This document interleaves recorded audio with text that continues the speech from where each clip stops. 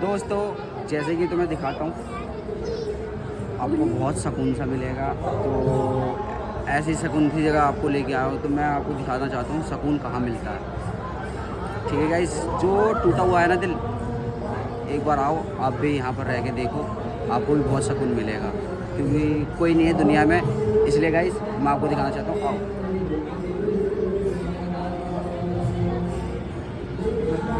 आओ, कौन वैसे आपको पूरा सुकून दिखेगा।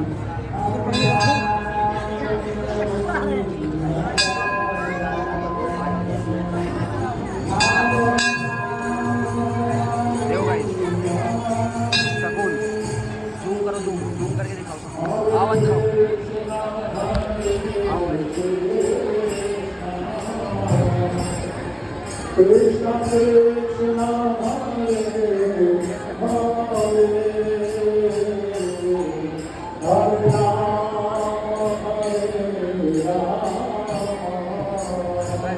बस रोक ले।